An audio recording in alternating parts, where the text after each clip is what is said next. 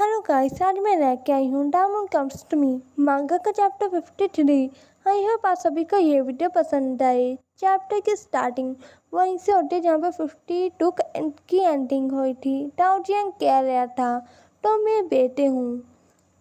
ये सुनकर ही यांग डरो वो बहुत ज़्यादा ही हैरान हो जाता है। टाओजियांग कह रहा था मेरे साथ आओ, मुझे तुम्हें कुछ बताना है। तभी सिक्योरिटी गार्ड उन दोनों के बीच में आकर कहता है क्या तुम टाओशाओ के फादर नहीं हो? तुम उसे नहीं देखने आए? तुम ऐसे दूसरों के रास्ते में कैसे आ सकते हो? इस बच्चे ने तुम्हारे साथ कुछ भी नहीं किया है। टाओजियांग स्मोकिंग करते हुए कहता है तुम्हें कैसे पता कि मैं इसके साथ कुछ करने जा रहा हूँ? हाँ, वो यांग डोरो से कहता है अगर तुम मेरे साथ नहीं आए तो मैं यहीं पर बताना शुरू कर दूंगा। यांग डोरो कहता है उस सिक्योरिटी गार्ड से क्या ये यहाँ पर टाओशाओ को देखने आया है? सिक्योरिटी गार्ड कहता है हाँ, ये टाओशाओ का फादर है। अगर तुम इसे नहीं जानते तो उसके साथ मत जाओ। तुम स्कूल में वापस जाओ और वेट करो जब तक तुम्हारा जो फैमिली तुम्हें रहने के लिए नहीं आती। यांग डोरो को सोचता है और टाओजियांग के साथ जाते हुए उस सिक्योरिटी गार्ड से कहता है अंकल, इस बारे में किसी को भी मत बताना। सिक्योरिटी गार्ड कहता है ओके, पर क्या तुम ठीक रहोगे?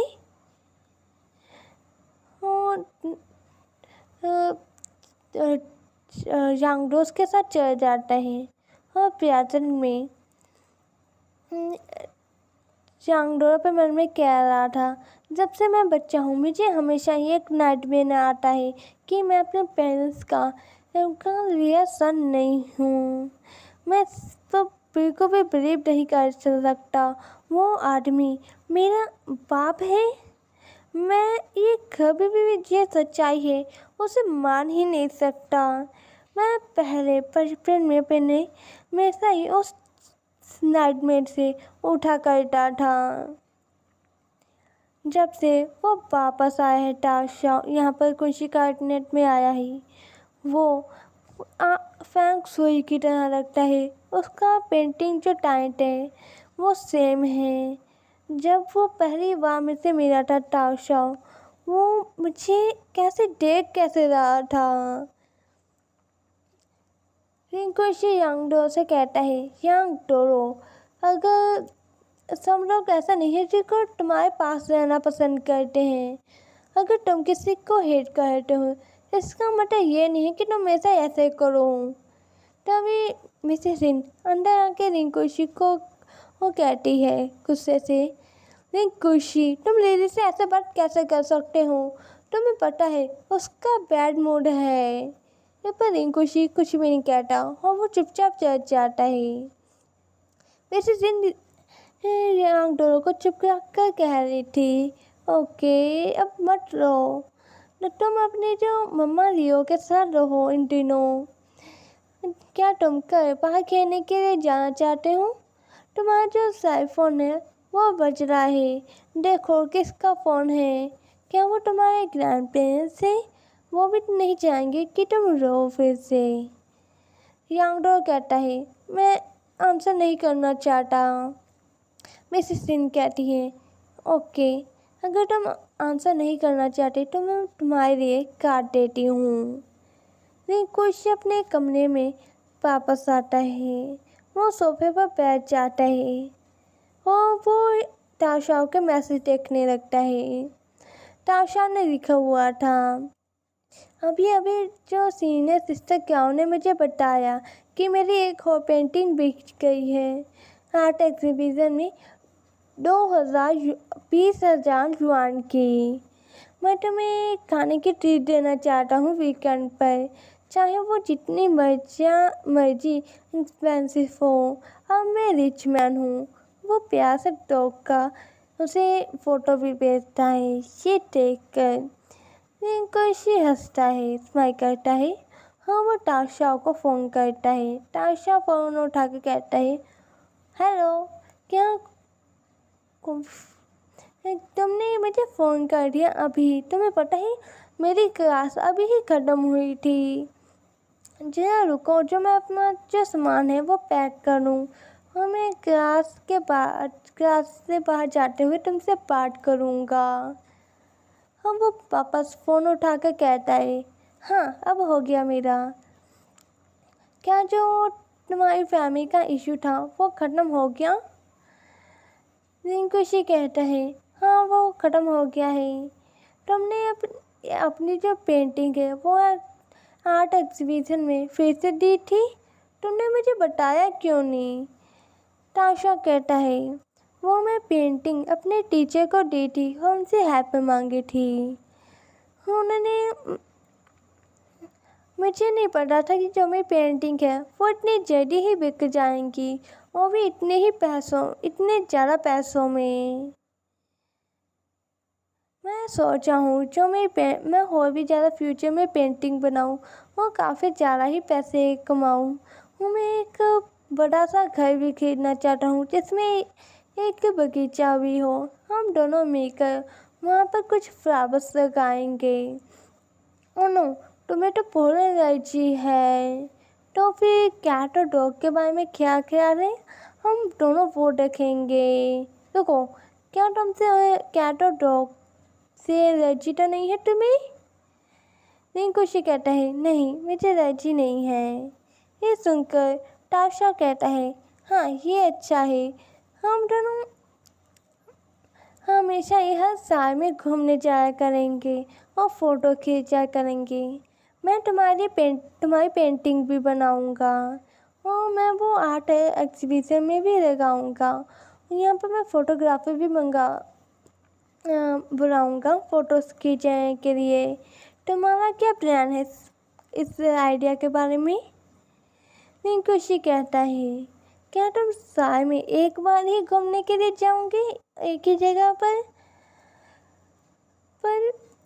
ताशा कहता है, हाँ, अगर तुम्हारे पास टाइम हुआ तो हाँ, मैं और भी जगह पर जाना चाहूँगा, पर मुझे लगा कि तुम बिजी होंगे तो ओह, जब मेरी क्लास का टाइम होने जा रहा है मैं फेल हो जाऊँगा। वो काफ़ी जल्दी कर रहा था। रिंकुशी कहता है, ताओ शाओ, तुमने मुझे आज की जो पेंटिंग है वो नहीं दी है। ताशा कहता है, तुम एकदम से चले गए थे आज, मैं तुम्हें पक्का दे दूँगा।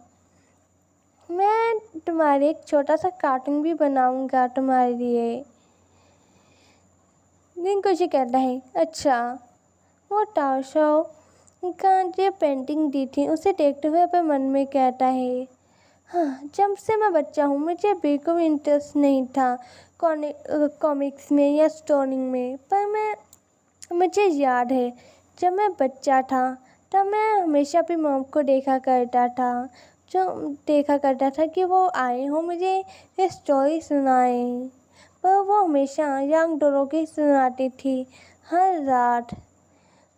पर अब मेरे पास मेरी खुद की जो स्टोरीज हैं, कॉमिक्स हैं, जो सिर्फ मुझे ही बिलोंग करती हैं। नेक्स्ट सीन में हमें ताशा दिखाया जाता है जो पेंटिंग सीख रहा था ग्रैंपा क्राउ से। हाँ, वो ग्रैंपा से कहता है, ग्रैंपा आपको पता है कि आखिर किसने मेरी पेंटिंग खरीदी है? ग्रैंपा कहते हैं, मुझे लगता है वो कोई गैम्बलर था जो कि थोड़े जो पेंटिंग ज़्यादा फेमस नहीं होती उन्हें कम दाम में खरीदता है और बाद में उनको ज़्यादा प्राइस में बेच देता है। हाँ, वो कहता है, तुम्हारा जो फोकस पैसों की ओर मत करो। फ्यूचर में तुम्हें एक बहुत भी ज़्यादा पेंटिंग्स बनाई हूँ, वो भी काफ़ी ज़्यादा अच्छी। तुम जो अपनी पेंटिंग्स को मार्केट में उतारने के बारे में मत सोचो। जो एक आर्टिस्ट अपनी जो पेंटिंग को कभी भी मार्केट में उतारने या फिर उनसे पैसे कमाने के लिए कभी भी नहीं सोचता है। क्या तुम समझ गए? ताशा कहता है, हाँ कैंपा, मैं समझ गया। कैंपा कहता है, ओके, हाँ क्या ये बस रिपोर्ट हुआ? आज का जो बेड है वो काफ़ी ज़्यादा ही अच्छा है। मैं अपने जो फ्रेंड के साथ फिशिंग करने के लिए जा रहा हूँ बाद में। तुम भी बाहर जाओ रिलैक्स करने के लिए। ताशा अपने मन में कहता है। मुझे रिंकू के लिए पेंटिंग बनाने के लिए हो ज़्यादा टाइम मिल गया है। ये कितना अच्छा है। उसे खुश देखकर ग्रैंपा कहते हैं, क्या तुम खुश हो बाहर जाने के नाम सुनकर ही? ताशा कहता है, नहीं, मैं ज़्यादा हैप्पी होता जब मैं आपके साथ पेंटिंग करता हूँ। हाँ, ग्रैंपा वहाँ से चल जाते हैं। ताशा रिंकू को मैसेज करके कहता है, ग्रैंपा ने आज अपनी जो क्लास है वो जल्दी ही ख़त्म कर दी है। मैंने अपना काम बहुत जल्दी ही ख़त्म कर लिया था। और उसे वो टाइगर और इमोजी भेजता है। नेक्स्ट सीन में ताशा बैठा हुआ था। उसके हाथ में एक लीफ था, पत्ता था, वो भी काफ़ी बड़ा। रिंकू वहाँ पर आता है और कहता है, क्या तुम मेरा काफ़ी देर से वेट कर रहे थे? ताशा खुश होकर कहते हैं, नहीं, ज़्यादा वक्त नहीं हुआ, मैं तुम्हारा थोड़ी देर से ही वेट कर रहा हूँ। ये तुम इस पत्ते को देखो, ये कितना ज़्यादा ब्यूटीफुल और बड़ा है। ये वेब से भी ज़्यादा बड़ा है। वो उससे पत्ते से अपना फेस कवर कर लेता है। रिंकू वो पत्ते को पूरा हटा कर कहता है, ये ज़्यादा ब्यूटीफुल है। ये सुनकर ताशा अपने मन में कहता है, ये ही मैं सुनना चाहता था। ताशा कार में बैठे हुए कहता है, मैं तुम्हें खाने की ट्रीट देना चाहता हूँ, पर एकदम से मुझे ज़्यादा टाइम मिल गया है, तो ना मैं तुम्हें म्यूज़ियम और पार्क लेकर चलूँ पहले? मैं वहाँ पर कभी नहीं गया। रिंकू कहता है, हाँ, वहाँ यहीं पर हमारा चैप्टर एंड हो जाता है।